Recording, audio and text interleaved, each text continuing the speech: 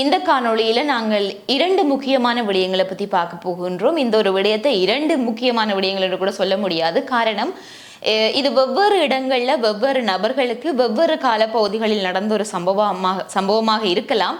ஆனால் இரண்டுமே கிட்டத்தட்டன்றதை விட இரண்டுமே ஒரே சம்பவங்கள் தான். அதாவது பாலியல் துஷ்பிரயோகம், அதுவும் சிறுவர்களுக்கு நடந்த பாலியல் துஷ்பிரயோகம். அதுல ஒரு சிறுமிக்கு 12 வயது, இன்னொரு சிறுமிக்கு 16 வயது. இதுல 12 வயது இருக்கக்கூடிய சிறுமி கடந்த 2 வருடங்களாக, நீங்கள் பாலியல் துஷ்பிரயோகம் என்றதுமே யாராவது ஒரு நபரால பாலியல் துஷ்பிரயோகத்துக்கு உட்படுத்தப்பட்டிருக்கலாம் என்று நினைக்கலாம். ஆனால் இந்த 2 சம்பவங்களுமே கூட்டு பாலியல் துஷ்பிரயோகங்களாகத்தான் நடந்திருக்கின்றது. இந்த 12 வயது சிறுமிக்கு கடந்த 2 வருடங்களாக என்கின்ற பொழுது அந்த சிறுமியினுடைய 10 வயதுல இருந்தே இந்த கொடூர சம்பவம் ஆரம்பித்திருக்கின்றது. 10 வயதுல இருந்தே மொத்தமாக 5 நபர்களால இந்த சிறுமி பாலியல் துஷ்பிரயோகத்துக்கு உள்ளாக்கப்பட்டிருக்கின்றார். அதே சமயம் இந்த 16 வயது சிறுமி என்பது கடந்த 1 வருட காலங்களாக ஒரு 17 மாணவர்களினால பாலியல் துஷ்பிரயோகத்துக்கு உட்படுத்தப்பட்டிருக்கின்றார். ஆகவே இந்த 2 சம்பவங்களும் இன்றைக்கு ஒரு பெரிய பரபரப்பை ஏற்படுத்தியிருக்கின்றதான் சொல்ல வேண்டும். இந்த சம்பவம் எங்கே நடந்தது என்கின்ற ஒரு கேள்வி உங்களுக்கு எழலாம். வேறு எங்கேயும் கிடையாது, இலங்கையில் தான் நடந்திருக்கின்றது. இலங்கையில எந்த பகுதியில் நடந்திருக்கின்றது, இந்த சம்பவங்கள் பற்றிய விரிவான தகவல்கள் என்ன, இதனை நான் இப்பொழுது உங்களை எதற்காக தருகின்றேன், இதனால் உங்களுக்கு தரக்கூடிய விழிப்புணர்வான செய்தி என்ன என்ற எல்லாத்தையும் இந்த காணொலியில் நாங்கள் தெளிவாக விரிவாகவே பார்க்கலாம். வணக்கம், நான் உங்கள் சங்கவி.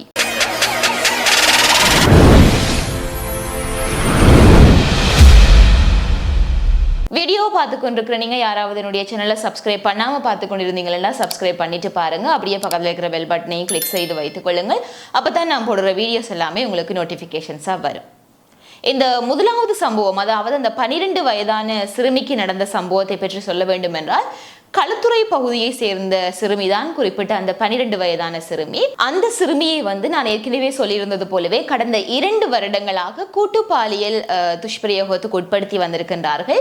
இதுல இன்னும் குறிப்பாக சொல்ல போனால், கைது செய்யப்பட்ட அந்த 5 நபர்களில ஹொரண ரெமுன பகுதியில் வசிக்கும் தனியார் பேருந்து நடத்துனர் ஒருவரும், அதே சமயம் களுத்துறை தியகம பிரதேசத்தில் வசிக்கும் 3 பேரும், அதே சமயம் சிறுமியை வீடொன்றில தடுத்து வைக்கிறதுக்கு உதவி செய்ததாக கூறப்படக்கூடிய இன்னும் ஒரு நபருமாக மொத்தம் 5 நபர்களை போலீசார் கைது செய்திருக்கின்றார்கள்.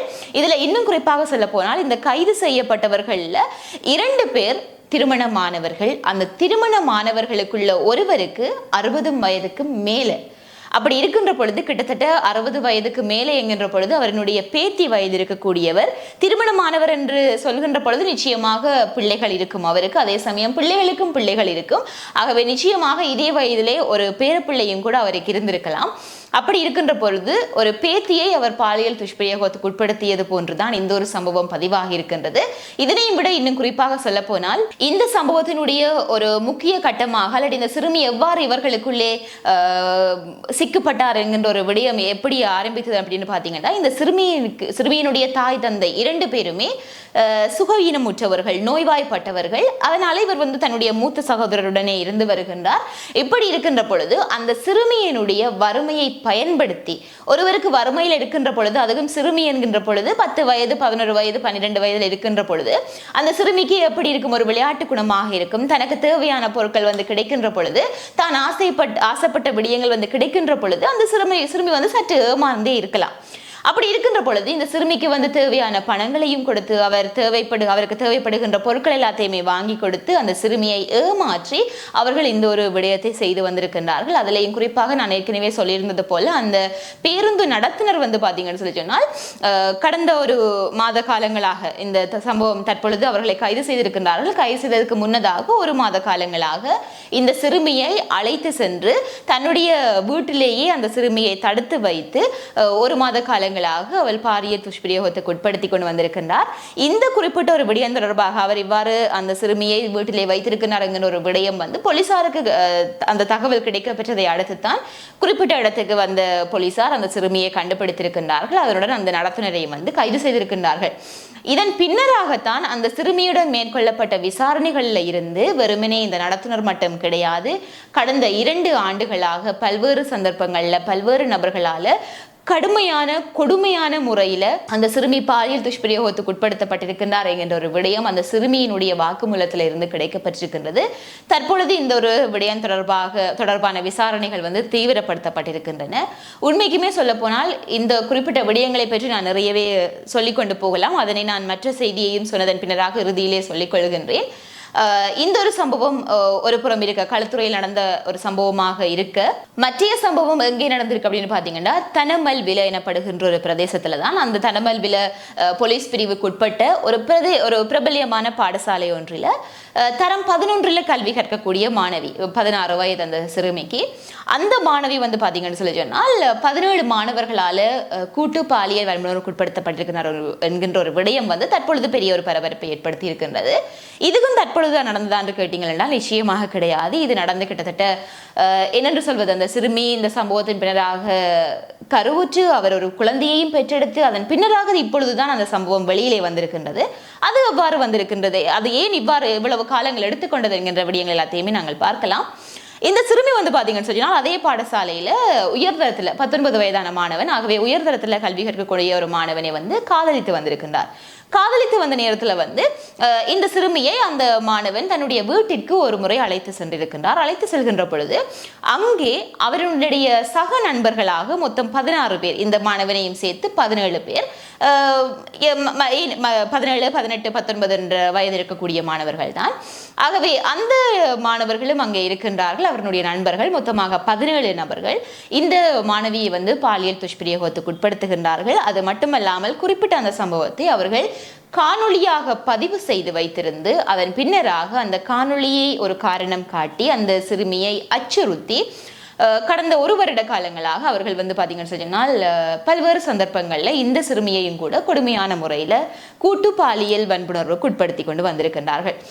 இதுல இன்னொரு விடயத்தை நாங்கள் தெரிந்து கொள்ள வேண்டும். என்ன அப்படின்னா, 18 வயதுக்கு உட்பட்ட ஒரு சிறுமி என்று வருகின்ற பொழுது அவரினுடைய சம்மதத்துடனேயே குறிப்பிட்ட ஒரு சம்பவம் நடந்திருந்தாலும் கூட அது பாலியல் துஷ்பிரயோகமாகத்தான் பார்க்கப்படும். காரணம், அவர்கள் வந்து சிறுவர்கள் என்கின்ற ஒரு கட்டுப்பாட்டுக்குள்ளே வருகின்றார்கள். அதன் காரணமாக அது வந்து பாலியல் துஷ்பிரயோகமாகத்தான் பார்க்கப்படும். அதே சமயம் உங்களுடன் விரும்பியே அந்த குறிப்பிட்ட ஒரு மாணவி வந்திருந்தாலும் கூட நீங்கள் கடத்தி கொண்டு சென்றதாகத்தான் கருதப்படும். ஆகவே அந்த ஒரு விடயத்தை நான் இடத்துல தெளிவுபடுத்திக் கொள்ள விரும்புகின்றேன்.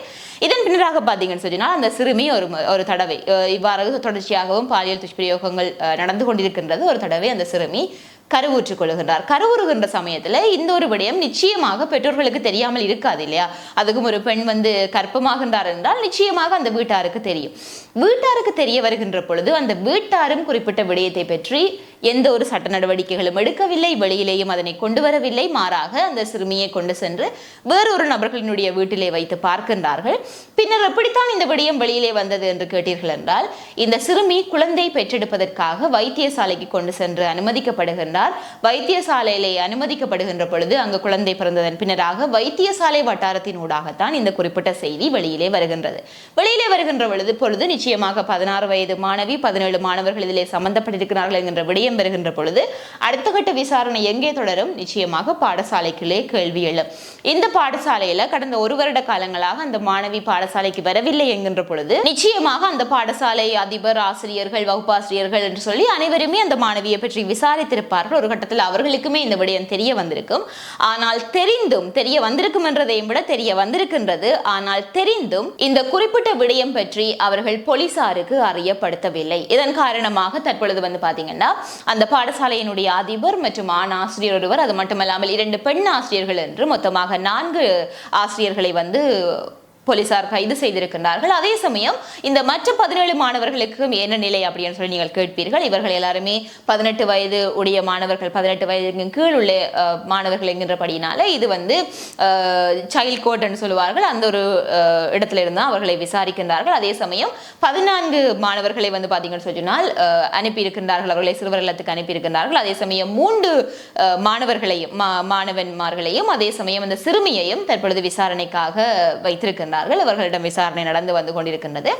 ஆகவே இந்த ஒரு விடயம் இன்றைக்கு பெரிய ஒரு பேசு பொருளாகவும் பெரிய அச்சத்தை ஏற்படுத்தியதாகவும் மாறி இருக்கின்றது. இன்றைக்கு நிறைய பேர் நாங்கள் பெண்களினுடைய ஆடைகளை சரி பார்க்க வேண்டும், அவர்கள தான் தவறு இருக்கின்றது சொல்லி நிறைய பேர் சொல்லிக் கொள்ளலாம். அது ஒரு புறம் இருந்தாலும் கூட 12 வயதான சிறுமி 10 வயதாக இருக்கின்ற பொழுது அந்த சிறுமியினுடைய ஆடையில் என்ன கவர்ச்சியை கண்டு அந்த முதியவர் 60 வயதான ஒரு தாத்தா வந்து இவ்வாறு நடக்க அவரை தூண்டியது என்கின்றது வந்து நிச்சயமாக இங்கு ஒரு பெரிய ஒரு கேள்வியாக இருக்கின்றது. ஆகவே இந்த ஒரு நிலைமையில இன்றைக்கு ஒவ்வொரு வீடுகளிலையும் இருக்கக்கூடிய பெற்றோர்கள் உங்களினுடைய பிள்ளைகள் நிமித்தம் நிச்சயமாக அக்கறையுடனும் அவர்கள் செய்கின்ற ஒவ்வொரு செயற்பாடுகளையும் உன்னிப்புடனும் கவனத்துடனும் இருக்க வேண்டும். இதனூடாகத்தான் எங்களினுடைய பிள்ளைகளை நாங்களே பாதுகாத்துக் கொள்ளலாம். இன்றைய நிலைமையை பொறுத்த பார்க்கின்ற பொழுது எங்களுடைய எதிர்கால சந்ததியினர் இந்த பூமியிலே இந்த நாட்டிலே எவ்வாறு வாழப்போகின்றார்கள், எவ்வளவு சுதந்திரமாக வாழப்போகின்றார்கள் என்கின்றதே பெரிய ஒரு கேள்விக்குறியாக மாறி இருக்கின்றது. எவ்வளவுக்கு நாங்கள் பெண்களுக்கு சரியான நடைமுறைகளையும் சரியான விடயங்களையும் சொல்லிக் கொடுத்து வளர்க்கின்றோமோ அதே அளவுக்கு பெண்களை மதிக்கவும் சரியான கண்ணோட்டத்தில் அவர்களை பார்க்கவும் ஆண் பிள்ளைகளுக்கும் சொல்லிக் கொடுத்து வளர்க்க வேண்டும். ஆகவே இந்த காணொலியை தயவு செய்து நீங்கள் ஏனையவர்களுக்கும் பகிர்ந்து கொள்ளுங்கள். இது பற்றிய விழிப்புணர்வு, இது பற்றிய நிறைய விடயங்கள் வந்து மக்களுக்கு தெரிய வேண்டும். இது பற்றிய உங்களுடைய கருத்துக்களை நீங்கள் கருத்து பகிர்விலே பகிர்ந்து கொள்ளலாம். இதே மாதிரியாக இன்னும் ஒரு விழிப்புணர்வான பதிவில் நான் உங்களை சந்திக்கிறேன்.